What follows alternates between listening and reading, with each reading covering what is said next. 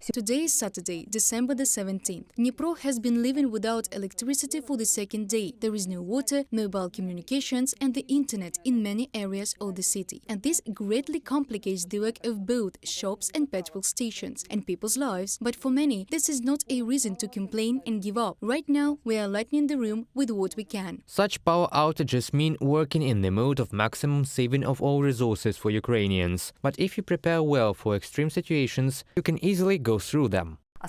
Such lights help us to stay with the illumination during power outages. They run on batteries. Their only drawback is that the batteries last only a few hours. However, a dozen batteries will improve the situation. If you charge them in advance, then you will have the light for several evenings. And lights create a holiday mood on the eve of the new year. A more powerful battery with a voltage converter even allows one to use electrical appliances.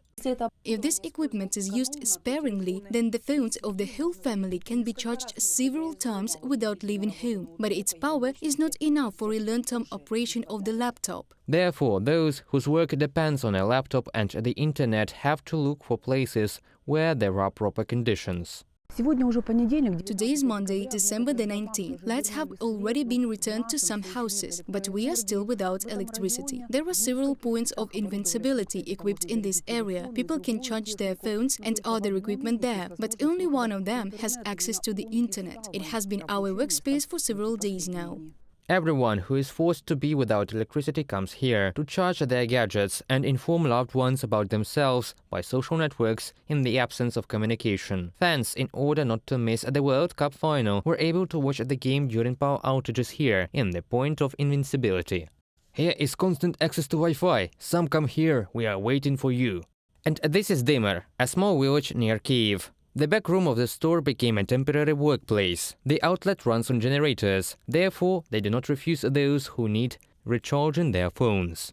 If someone thinks that Ukrainians can be broken by plunging them into darkness, then they are deeply mistaken. We will always find a way out of any situation. People show how Ukrainians resist Putin's energy terror in social networks. You can see a schoolboy doing his homework on the floor in a store here. There are doctors performing a surgery under the light of torches. Here the audience illuminates the stage for the artist of the National Philharmonic. This is how the online defense of diplomas of future master's degree graduates is going. And here is how the teacher conducts a lesson in de-energized Kyiv. Here is your homework assignment. It's not from a textbook, because there is no such topic in the textbook, but there is one in the program.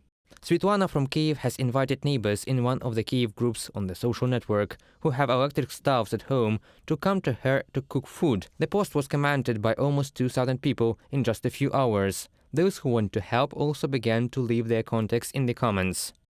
If there's a complete blackout, for example, if there's no water, no gas, nothing, then I urge people, go out in the streets. Come out and call from the windows, take barbecues, folding chairs, tables, take the children. It can be set out in such a good, happy atmosphere, instead of staying at home in total darkness. Ukrainians are becoming more resilient and inventive with each new massive Russian missile attack, and more people are ready to help those who need it. Reported by Pavel Shtermach, Natalia Gusak, Volodymyr Shtengelov, Valery Bakus, UATV News.